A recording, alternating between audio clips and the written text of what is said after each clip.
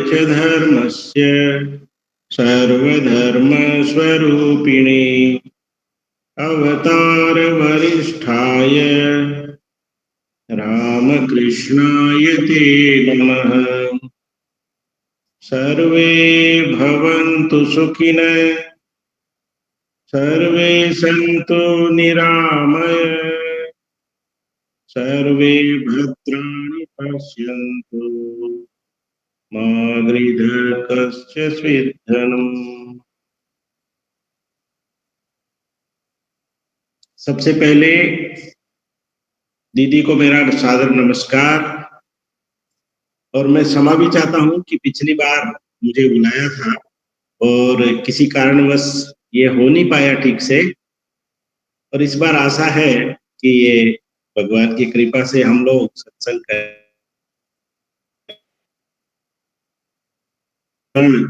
ये है, ये सुन रहे हैं, उन सभी को भी मेरा सादर से प्रेम नमस्कार। जैसा कि आप लोगों को विदित है कि आज का जो विषय रखा गया है वो है आध्यात्मिक जीवन क्यों, वो है आध्यात्मिक जीवन कैसे। पहली बात है जीवन क्यों जीना चाहिए।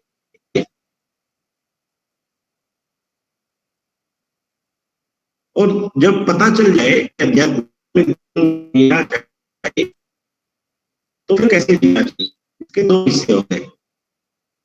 तो पहली बात तो ये है कि आप लोगों ने, यदि हम एक मिट्टी का ढेला आकाश में फेंकते हैं ऊपर की ओर, तो जमीन पर वापस आ जाता है। अब ये वापस क्यों आता है, यदि इसको हम एक साइंस के विद्यार्थी से पूछेंगे तो वो कहेगा कि महाराज ये गुरुत्वाकर्षण की शक्ति से वापस आता है। तो ठीक ही है, लेकिन जब हम अपने शास्त्रों से पूछेंगे कि ये मिट्टी का ढेला जो ऊपर फेंका था ये नीचे पृथ्वी पर क्यों वापस आ गया, तो हमारे शास्त्र कहते हैं कि ये पृथ्वी पर वापस इसलिए आ गया क्योंकि यह पृथ्वी का अंश है। और हम जानते हैं अंश और अंशी ये कभी भी अलग अलग नहीं रह सकते, इनको सब समय एक ही साथ रहना पड़ता है। तो इससे हमारा क्या संबंध है, हमारा संबंध ये है कि भगवान गीता में कहते हैं कि ममई वांशो जीव लोके जीव भूत सनातन है। ये जो जीव है ये मेरा अंश है। और जैसा कि मैंने कहा अंश और अंशी दोनों अलग अलग नहीं रह सकते।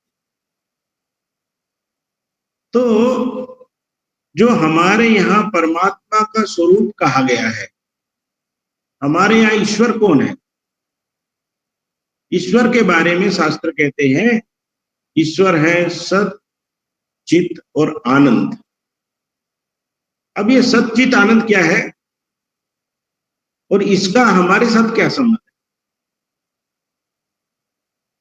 तो शास्त्र कहते हैं सत का अर्थ होता है जो सब समय रहे, जो नित्य है। सत का मतलब वह नित्य है, न उसके उसका जन्म है न उसकी मृत्यु है, सब समय है वो। और चित का अर्थ हुआ ज्ञान स्वरूप है। और तीसरी बात है आनंद, वह आनंद स्वरूप है। अब हम अपने जीवन में कोई भी मनुष्य नहीं चाहता, जितने भी आजकल दुनिया में उपाय कर रहे हैं लोग, सब ऐसा सोचते हैं कि हम सदा सदा इस पृथ्वी पर, हम कभी भी ना मरे।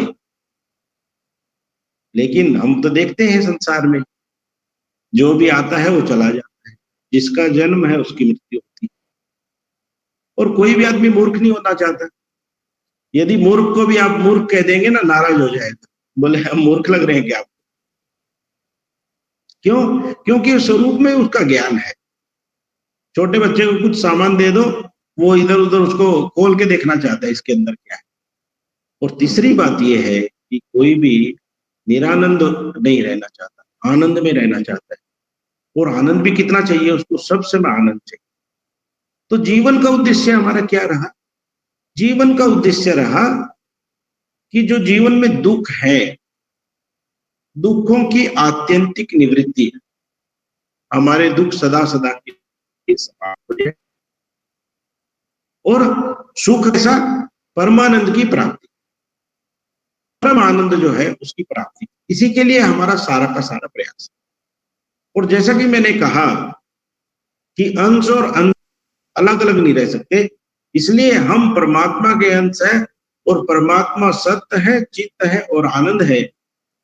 तो हम भी उनको प्राप्त करना चाहते हैं या उनके साथ एकाकार हो जाना चाहते हैं। ये सच्चित कोई हमारे यहाँ ईश्वर बोला गया, भगवान बोला गया, परमात्मा बोला गया। अब यदि कोई वर्तमान परिस्थिति से संतुष्ट है, तो उसके लिए फिर आध्यात्मिक जीवन की आवश्यकता नहीं। क्यों है? अपनी वर्तमान परिस्थिति, और यदि किसी को ऐसा लगता है कि मुझे आध्यात्मिक जीवन में एक अभाव बोध है, अभाव हो रहा है, तो उसको जरूर आध्यात्मिक जीवन जीना चाहिए। अब प्रश्न ये उठता है कि आध्यात्मिक जीवन तो हम जिएंगे, लेकिन आध्यात्मिक जीवन जिए कैसे? तो इसके लिए भगवान श्री रामकृष्ण देव ने बहुत सुंदर बात कही। मास्टर महाशय का और भगवान श्री रामकृष्ण देव की पहली मुलाकात थी। मास्टर महाशय पूछते हैं ठाकुर से कि ठाकुर, भगवान में मन कैसे लगे? और यही मूल प्रश्न है। हमारा सारे जगत में मन लगता है, एकमात्र ईश्वर को छोड़ के। भगवान में मन लगाना आसान बात नहीं है, बहुत कठिन बात है। और यही प्रश्न जो मास्टर महाशय ने हमारे लिए ही पूछा एक तरह से कि हमारा मन भगवान में कैसे? और उत्तर कितना सुंदर दिया ठाकुर जी। ठाकुर जी के उपाय बड़े बहुत ही अच्छे हैं और वो प्रैक्टिकल भी है। हमारे जीवन में यदि हम उनको अपने जीवन में अपना लें, तो मुझे लगता है सब लोगों को फायदा।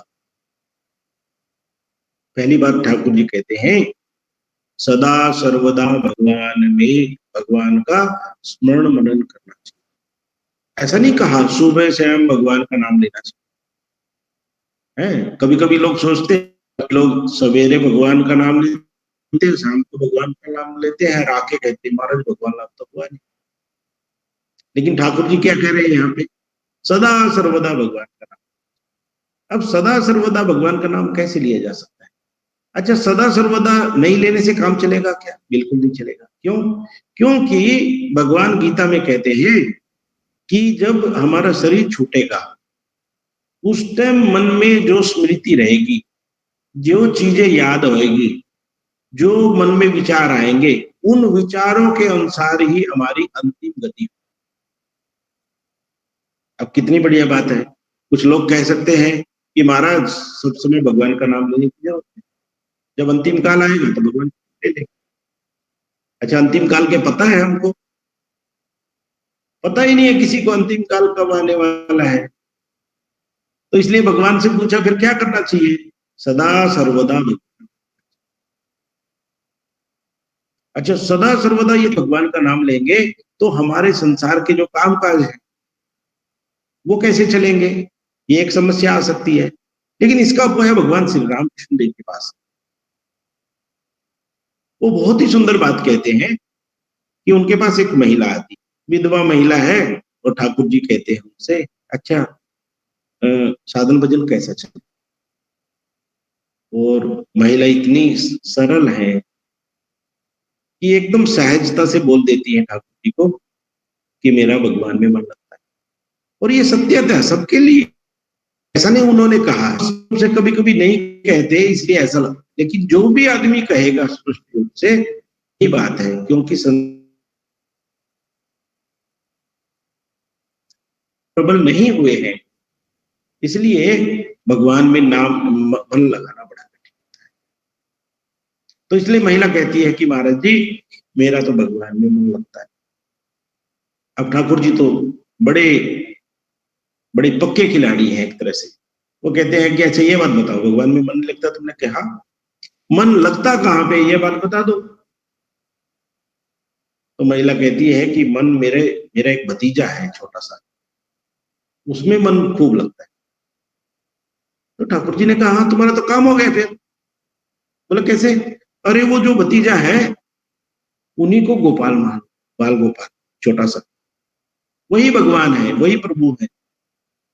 तो उससे क्या काम हो जाएगा? बिल्कुल हो जाएगा। बोला कैसे करना पड़ेगा? बोले अभी तुम्हारा मन जो है उसकी तरफ चला जाता है, उसके साथ खेलती हो, उसके लिए खाना बनाती हो, उसको नहलाती हो, उसके कपड़े पहनाती हो। अब क्या हुआ, पहले तो वो नाती के रूप में उसके साथ व्यवहार था, अब तुमने क्या किया, तुमने भाव बदल दिया। और भाव बदलने के बाद क्या हो गया, वो जो तुम्हारा नाती था अब नाती नहीं रह गया, वो भगवान है। और जब ये भगवान बन जाते हैं तो क्या हुआ, हमारी दैनंदिन जो भी क्रियाएं हैं, जो भी हमारे कर्तव्य हैं, काम है, तो हम क्या करते हैं, वो भगवान के साथ कनेक्ट। काम वही कर रहे हैं, खाना पहले भी बना रहे थे, पहले खाना भतीजे के लिए बनाया था, अभी वही भोजन किसके लिए बना रहे हो, भगवान के लिए बना रहे। ये घर की साफ सफाई किसके लिए कर रहे थे, अपने लिए कर रहे थे, अभी भगवान के लिए कर। अभी किसको है, प्रभु को नैना।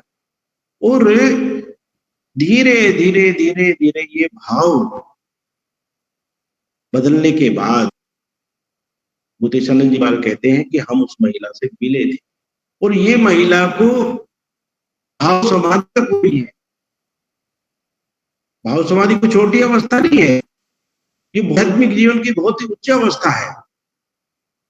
लेकिन किया क्या उन्होंने,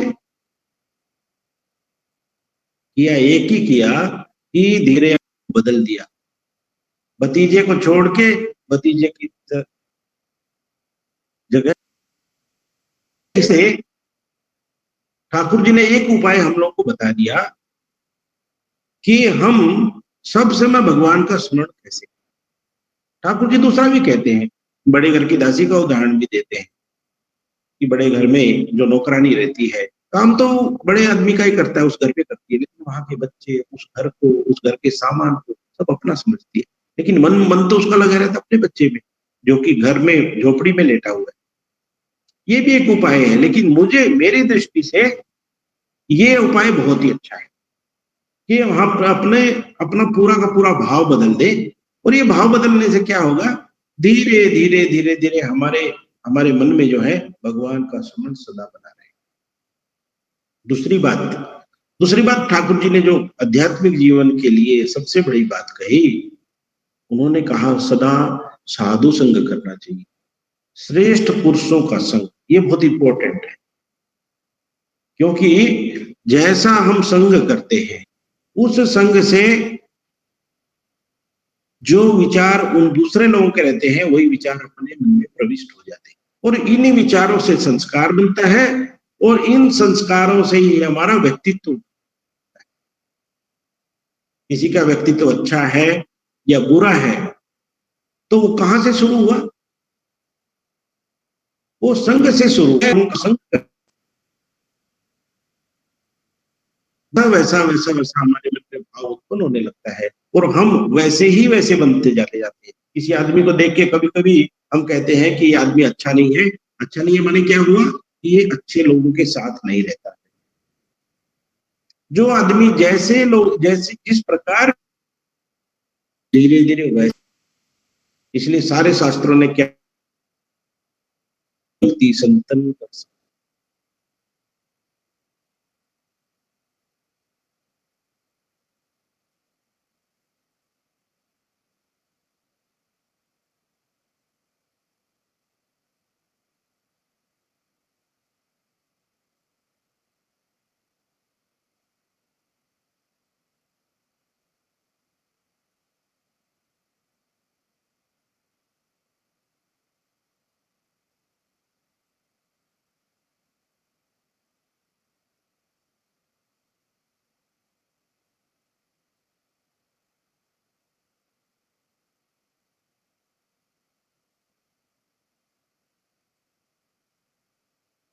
पहली भक्ति क्या करते, साधु संग भी करते थे। इसीलिए क्या हो गया कि थोड़ी देर साधु संग किया, थोड़ी देर तो बाद में कहते हैं कि इफेक्ट तो आ नहीं रहे, साधु संग का कोई असर हुआ है। तो इसके लिए हमको क्या करना पड़ेगा, ठाकुर जी कहते हैं कि नहीं, लोटे का छेद बंद कर देना पड़ेगा। लोटे में पानी तो डाल रहे हैं, लेकिन लोटे में पानी भरता ही नहीं। तो भरता क्यों नहीं, क्योंकि छेद है उसमें तो नीचे में। तो इसीलिए सबसे बड़ी बात जो है, हमको क्या करना पड़ेगा कि साधु संग के साथ साथ दुसंग का त्याग करना पड़ेगा। अब माँ के जीवन में एक घटना में कहना चाहूंगा, बहुत इंपॉर्टेंट घटना है कि आप सभी लोग जानते हैं कि माँ जब 13-14 साल की थी तो उस टाइम जयरामबाटी में रहती थी। तो जयरामबाटी में धीरे धीरे खबर आ गई कि भगवान श्री रामकृष्ण देव जो है पागल होते हैं। पागल कैसे, आप सभी जानते हैं कि ठाकुर माँ के लिए रोया करते थे, मिट्टी में मुख रगड़ते थे, माँ माँ कहते पागल जैसे हो जाते थे। और लोगों की ऐसी धारणा थी, न खाने का पीने ठिकाना है, न पीने का ठिकाना है, न कुछ है, पागल जैसे घूमते हैं, कपड़े पहनने का भी ठिकाना नहीं है। यानी किस तरह का एक भाव है, लौकिक दृष्टि से ऐसा लगता है कि जैसे पागल हो गए। और सचमुच में जो आध्यात्मिक जीवन में इस तरह से रहता है, लौकिक लोग तो, जो संसारिक लोग हैं, वो तो उसको पागल ही समझते हैं। तो हम देखते हैं ये खबर जो है जयरामबाटी में आ गई, माँ को भी पता चल गई। तो सब महिलाएं इकट्ठी होकर कहती हैं कि देखो शाहरुख का कासा कैसा भाग्य है, पागल पति मिला है, कैसे कैसे आचरण कर रहे हैं वहां पे, बड़े दुखी हैं सब लोग। लेकिन यहाँ पे घटना क्या घटी है, ये सारी चर्चाएं होती हैं जब माँ पानी भरने जाती है तालाब में। वहां सब में महिलाएं इकट्ठा हो जाती हैं, तो सारी महिलाएं जो है यही चर्चा करती रहती कि क्या हुआ, अरे ये शाहरुख का पति तो पागल हो गया है, यही चर्चा चलती है। तो माँ ने एक सुंदर उपाय किया, जो आध्यात्मिक एक उपाय सबको करना चाहिए। माँ ने क्या किया, वहां पे जाना बंद कर दिया, तालाब पे पानी भरने नहीं गया। जब महिलाएं इकट्ठी रहती हैं वहां जाना बंद। तो इसका मतलब क्या हुआ कि जो परचर्चा सुनाई देती थी कान में, जो चर्चा माँ को डिस्टर्ब करती थी, उस चर्चा को माँ ने बंद। तो एक तो कट ऑफ उधर से कर दिया, और दूसरा क्या है, दुसंग का त्याग किया और सत्संग शुरू किया। है जयरामबाटी में, आप सभी लोग जानते होंगे, भानु बुआ पहले दिन से ठाकुर को कहती हैं कि ये भगवान शिव है, और हर गौरी की जोड़ी है ये। माँ को वो भगवती समझती है और ठाकुर को शिव समझती है, और कहती है कि ये शिव पार्वती की जोड़ी है।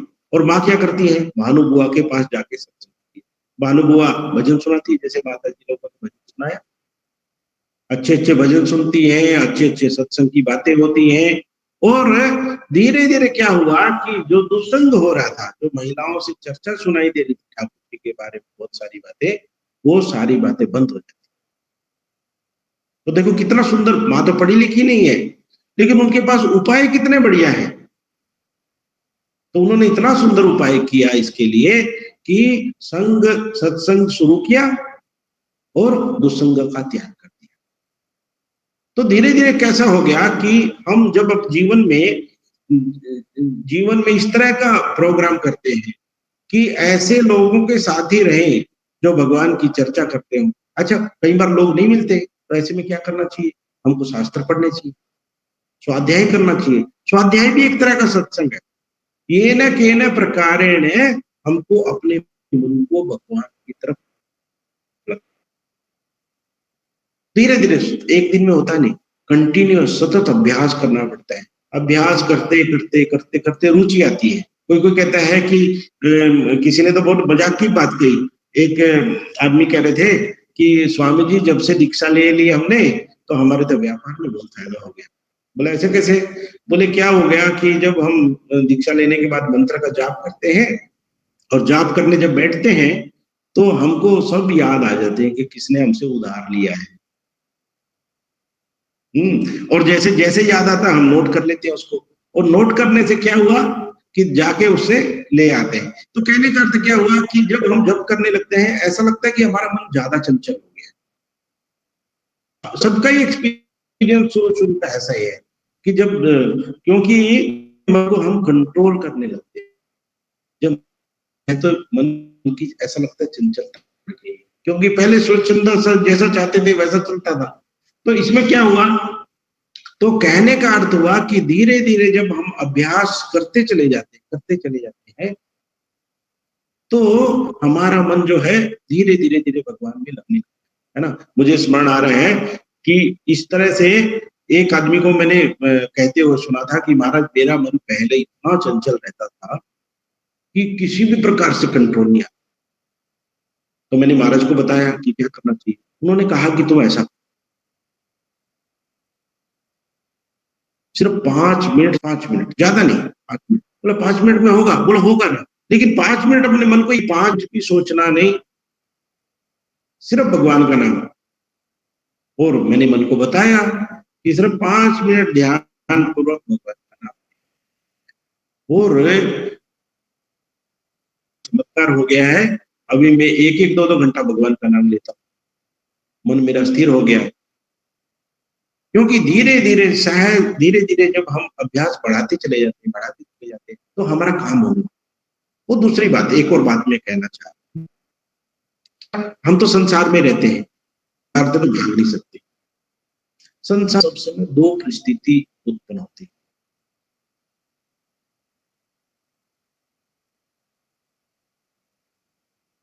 एक सुंदर बात,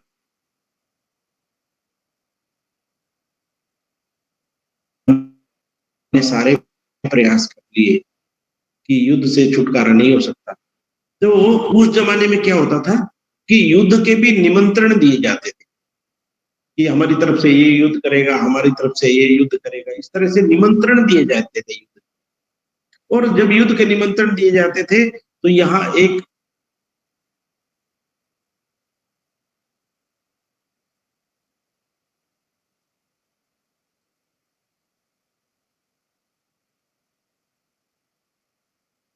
योद्धा निमंत्रण देने जब गया, वहां जाके देखा भगवान तो सोए हुए।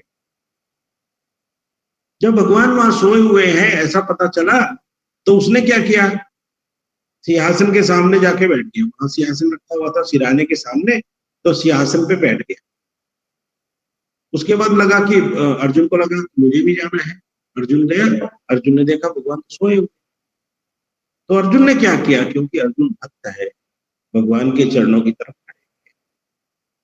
अब भगवान उठे तो भगवान ने स्वाभाविक रूप से अर्जुन को पहले देखा और अर्जुन को पूछा कि अर्जुन तुम कब आए? मैं बोला काफी देर से आया हुआ हूँ, आप विश्राम कर रहे थे इसलिए मैंने डिस्टर्ब नहीं किया। लेकिन अर्जुन तो बता ही रहा था। इससे पहले क्या हुआ, दुर्योधन बोल पड़ा मैं पहले आया हूँ।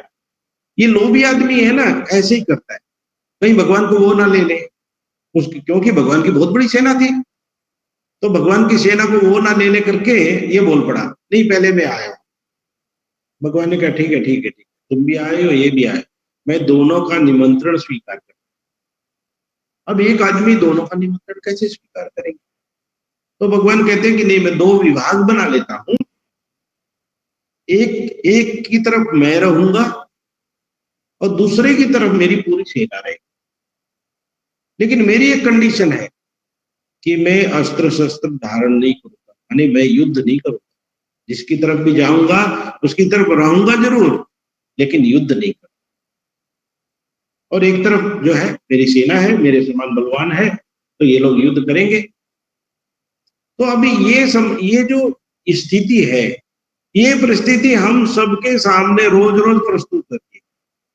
रोज रोज ये स्थिति हमारे सामने खड़ी होती है कि हम संसार को लें कि भगवान को लें। कभी कभी ऐसे मौके आते हैं कि हम झूठ बोले, क्या झूठ बोलने से फायदा है और सच बोलने से बहुत बड़ा नुकसान होने वाला है। तो सच बोलना भगवान है और झूठ बोलना संसार है। तो ये संसार को लें कि भगवान को लें, ये सतत हमारे जीवन में घटनाएं घटती रहती।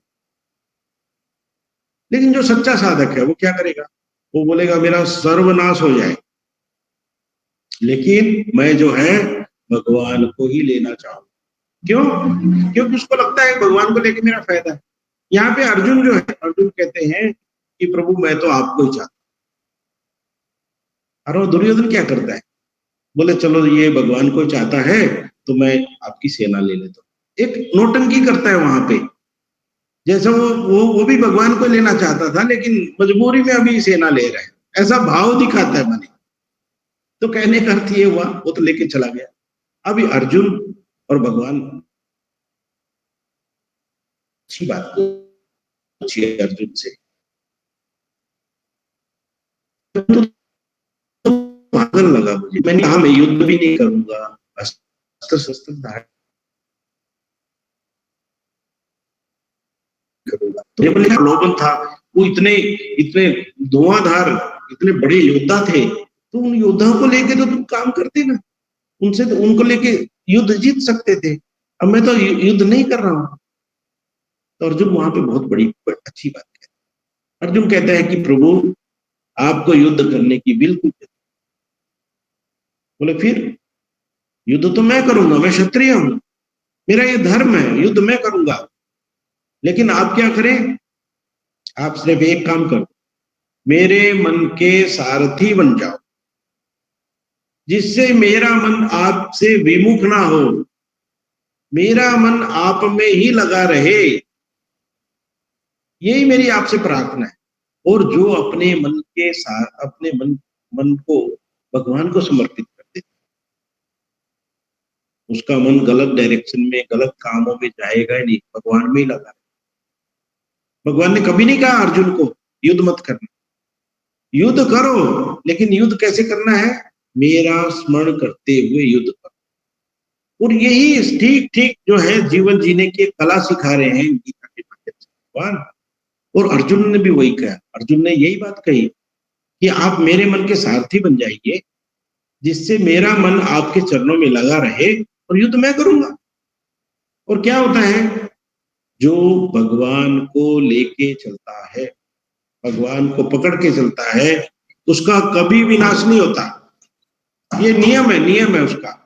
क्योंकि क्योंकि भगवान जो है अपने शरणागत का कभी नुकसान नहीं करते।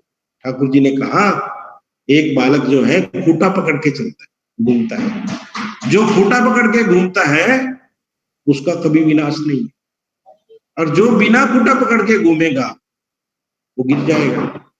तो इसीलिए खूंटा पकड़ के घूमना बहुत जरूरी है। तो भगवान यहाँ कहते हैं कि नहीं, मेरी शरण में आओ। तो क्या करेंगे, भगवान ने गीता में और एक आश्वासन, उसको ये बात कह के मैं अपनी वाणी को विराम दूंगा, बहुत अच्छी बात है। तो वो कहते हैं कि अनन्या चिंतयन्तो मां ये जना पर्युपासते तेषां नित्ययुक्तानां योग, जो भाव से मेरा चिंतन करते हैं उनका मैं क्या करता हूँ, योग क्षेम वाहन करता हूँ। योग क्षेम का मतलब जो चीज भक्त को चाहिए, जिस चीज की है वो चीज मैं प्रदान करता हूँ। देखो कितनी बढ़िया बात है, भक्ति वो आवश्यकता भगवान देते, और जो उसके पास है उसकी रक्षा करते। अब दो घटना इसकी मन लगा कि खुद में ऐसा करते हैं भगवान, बोले करते हैं, बड़े भक्त थे के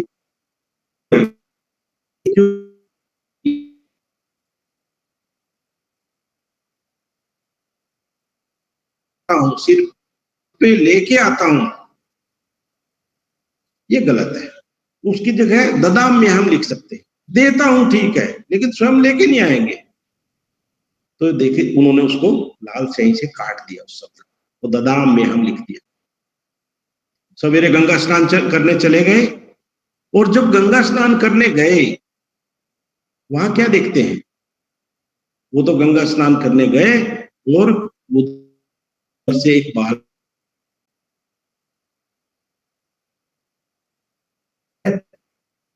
लेकिन मस्तक में एक कट लगा हुआ है, ऐसे खून निकल रहा है। और घर में आया, मिश्रा जी की पत्नी है, और पत्नी को जब कहा कि ये क्या हो रहा है, तुमको किसने काट दिया है यहाँ पे,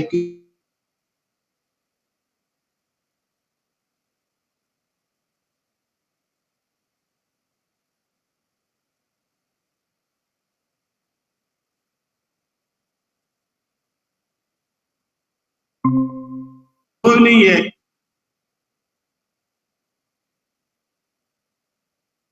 बोलने नहीं,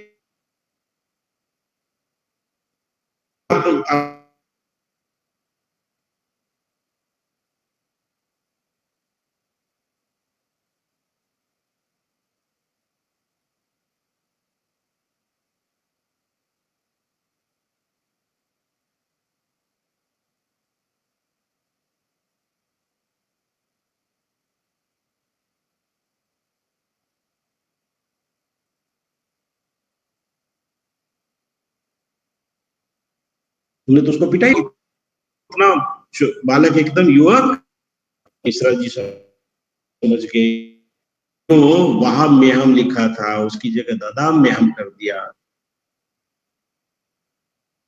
तो भगवान ने कि स्वयं ही रक्षा के लिए अपने भक्त के वरण को। अच्छा, ये तो एक बात हो गई। दूसरे में आता है, तुलसीदास जी जब बनारस में रहते हैं, वहां पे देखते हैं बड़े बड़े लोग मिलने आते हैं, बाबा तो बहुत फेमस तुलसीदास जी। जब फेमस हो गए, इतने लोग आ रहे जा रहे, तो क्या हुआ, वहां पे दो युवकों ने लगा कि हम लोग चोरी करेंगे, बाबा के पास बहुत पैसा होगा। तो ये दोनों दोनों चोर